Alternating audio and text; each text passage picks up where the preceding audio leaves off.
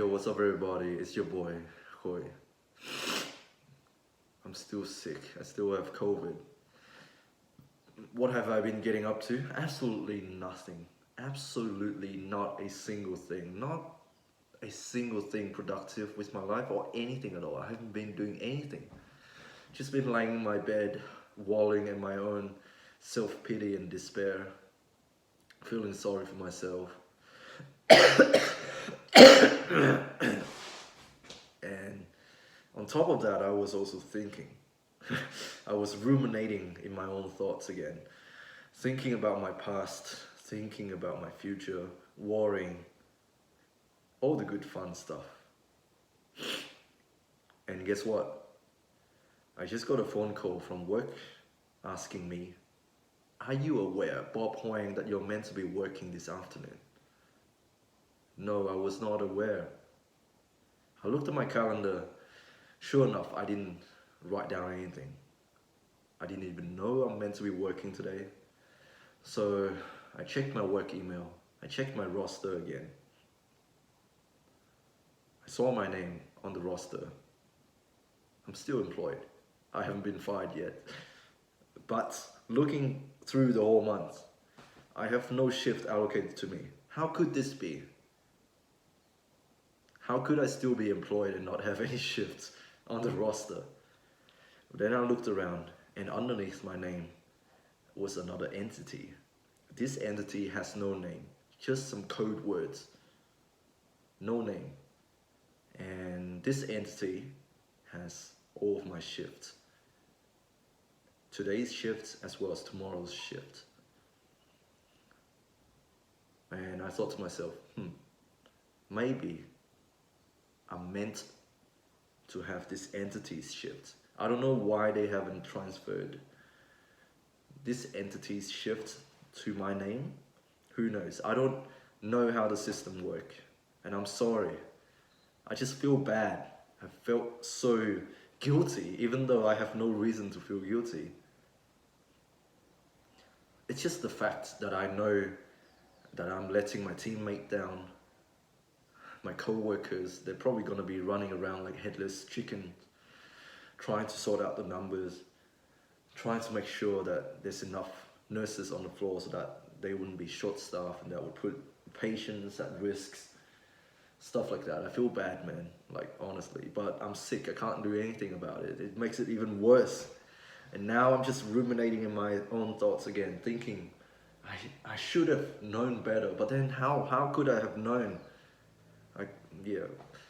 I could have sent my boss an email asking, hey, why is there no shift being allocated to me? Maybe I could have clarified it better. So I still think it's my fault, and I feel very guilty for it. I could have known beforehand and let the office know that I am sick, so then they can look for my replacements so that everybody wouldn't be short-staffed. That's all I'm saying. But yeah, this video I guess is about guilt. I'm gonna talk about my guilt. What an excellent business move. I'm aware that my digital footprint has already tarnished my reputation and my image as a whole, because my name is linked to my face and it's linked to my YouTube channel. I have nothing to hide. This is the real me. I don't care whether you meet me at work, at church, I don't know, at some other shady sites. It's still the real me. And yeah, people, they're not gonna attack my opinions. They're gonna attack me directly because I've chosen to make this personal. But then you gotta ask yourself, why? Why have I chosen to portray myself this way? I just value authenticity. I value individuality.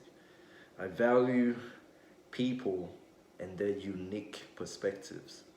I do not think that anybody out there in this world has the same opinion And even if they do, their life experiences make their opinions different because we are all different.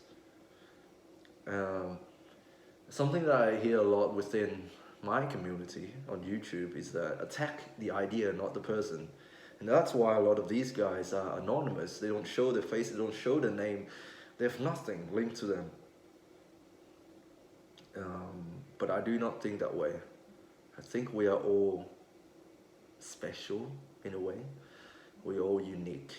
And I don't think any experience the same. So it's important that I tell my story and you tell your story. That's just how I see it. So that's why I am not anonymous. I'm quite personal.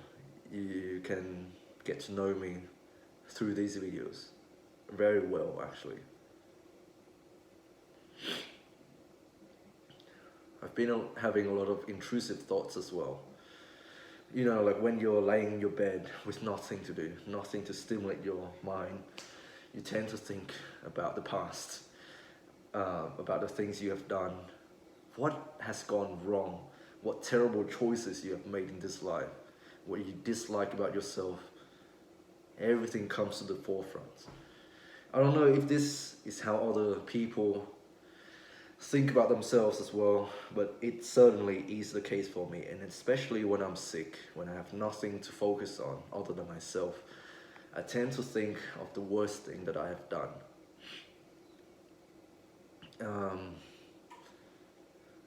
Yeah, I've been thinking a lot about my breakup with my ex-girlfriend.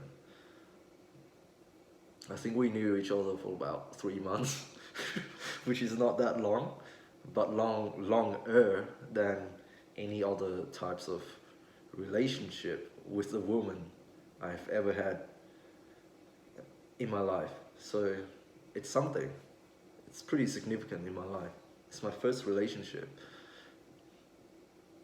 And so it was a big deal to me. It might not have been her first, so maybe that's why she wasn't as affected by it, but I can never tell for sure because I don't really know how she's doing. I don't reach out to her. I don't see her on a regular basis, so I don't know. And I think that's actually a good thing to have happened. For us to go our separate ways and never see each other again.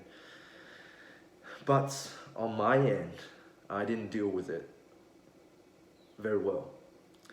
I couldn't cope with it at all. So on the day that I received the breakup message text, I was actually at work and I was sitting next to a patient and I heard my phone ring.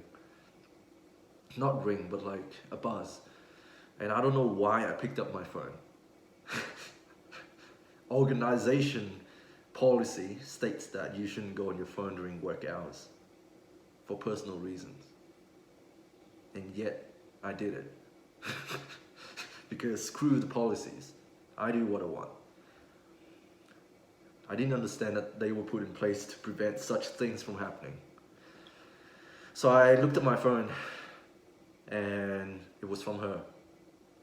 I think after careful consideration, I think we should stop seeing each other or something like that. I deleted all the messages, which is a good decision on my end because if I hadn't, then 10 months later I would still be reading through that and still wallowing on my own self-pity. But yeah, I read that message while I was at work and I felt a surge of emotions. All of these different emotions all hit me at once. Anger, frustration, jealousy, wonder, self-pity. What did I do wrong? What happened? I thought we meant for each other's. What happened? What have I done to deserve this? To deserve a breakup over the text? But yeah, like I've said before, emotional men are dangerous. And I believe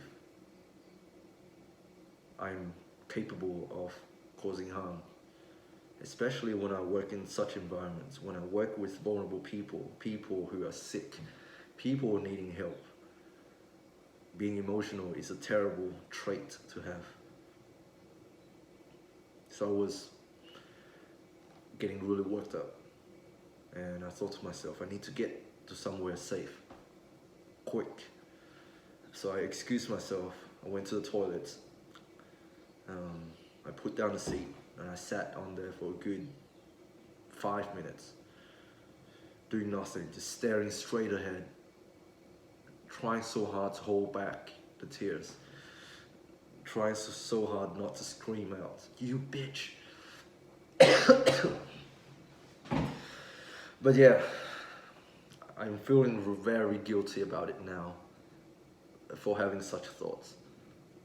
But yeah, so what happened was I held it in until the shift finishes, and I went home, I locked the door, and I cried for 4 hours straight over this woman.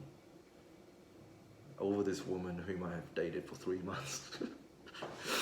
I cried for 4 hours, and I was texting her constantly, begging her, please, I want to see you, I want to speak to you one last time, I need to get closure. This is the thing, guys, you will never get closure, so get used to it. Sometimes there doesn't need to be a reason for why she broke up with you. It could be many things, but she doesn't need to tell you that. And maybe it's for the better as well. You don't need to get closure. Sometimes it's better if she ghosts you, because hearing a lie is more painful to me than just having someone ghosting me. Maybe she doesn't really like you to begin with. Maybe she just wanted someone there to be her emotional cushion, to be someone to fill in the void that is within her. Maybe she just wants to try dating all the guys to see what it's like.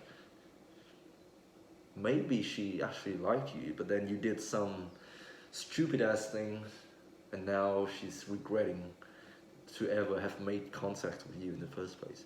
It could be many things, and I will never know. And I just feel so guilty for acting this way. I wasn't exactly the best person.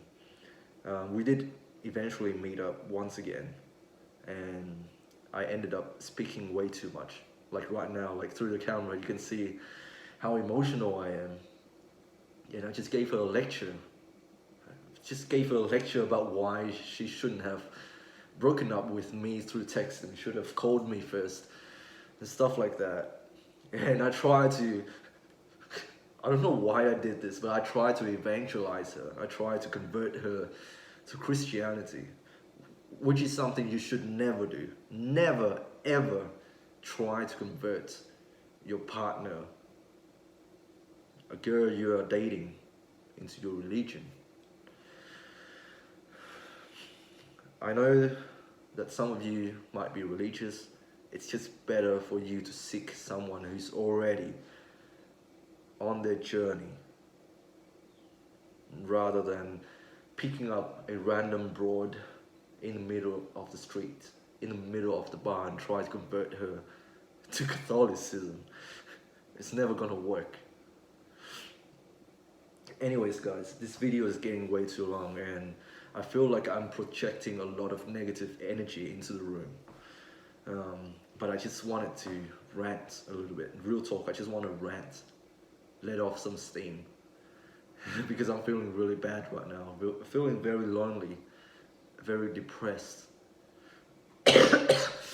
Yeah, that's all I'm gonna say for today. Hope you're doing well out there, and hope you are doing way better than me. I hope you're not sick.